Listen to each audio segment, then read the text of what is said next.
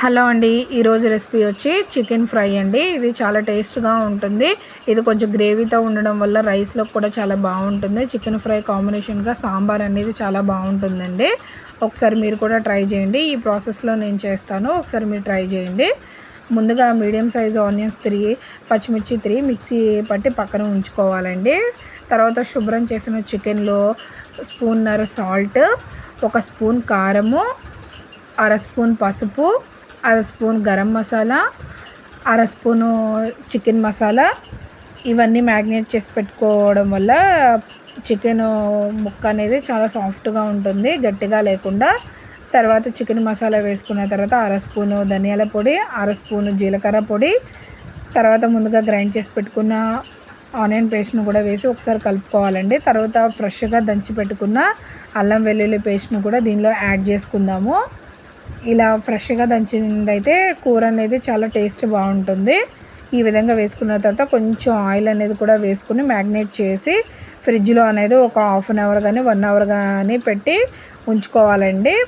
తర్వాత మనం stove on చేసి నూనె అనేది వేసుకుందామండి. ఒక కళాయి పెట్టుకుని నూనె వేడి చేసుకుందాము. దీనిలో హోల్ గరం మసాలాలు వేసుకుందాము. కొంచెం షాజీరా, దాల్చిన చెక్క, లవంగాయ, ఇలాచి, ఒక ఆకు వేసుకుని కొంచెం వేగిన తర్వాత కరివేపాకు అనేది కూడా వేసుకుందాము. ఇలా కొంచెం వేగిన తర్వాత మంచి స్మెల్ వచ్చిన తర్వాత మనం మ్యాగ్నేట్ చేసి పెట్టుకున్న చికెన్ కూడా దీనిలో వేసేసుకుందామండి. ఇలా మొత్తం వేసుకుని ఒకసారి కదుపుకోవాలండి. ఈ విధంగా చూపిస్తున్న విధంగా ఒకసారి మీరు ట్రై చేయండి, చాలా బాగుంటుంది.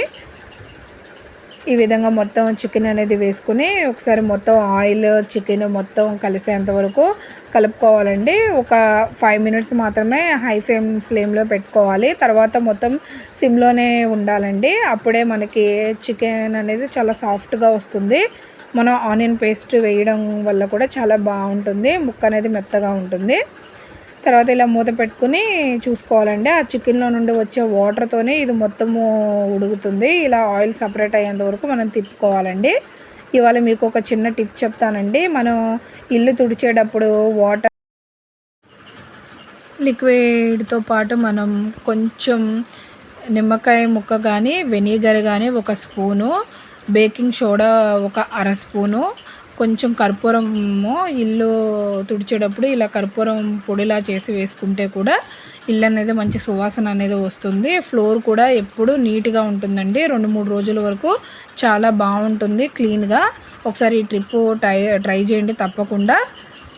ఈ విధంగా మొత్తం ఆయిల్ అనేది సపరేట్ అయ్యేంత వరకు తిప్పుకోవాలండి. కొంచెం అడిగి పడితేనే మనకి ఫ్రై అనేది చాలా బాగుంటుంది. ఈ విధంగా మొత్తం కలుపుకోవాలండి. కలుపుకున్న తర్వాత ఇలా ముక్క అనేది చక్కగా గ్రేవీకి మొత్తం పట్టుకుంటుంది. అప్పుడే టేస్ట్ అనేది చాలా బాగుంటుంది. ఒకసారి తప్పకుండా ట్రై చేయండి. ఈ విధంగా చికెన్ ఫ్రై అనేది రెడీ అయిపోయింది, చూపిస్తున్నాను కదా. ఫైనల్గా మనం కొంచెం కరివేపాకు, కొత్తిమీర వేసి బౌల్లో సర్వ్ చేసుకోవడమే. చికెన్ ఫ్రై అనేది రెడీ అయిపోయింది. మా వీడియోస్ కనుక మీకు నచ్చితే లైక్ చేయండి, షేర్ చేయండి, సబ్స్క్రైబ్ చేయండి. Thank you.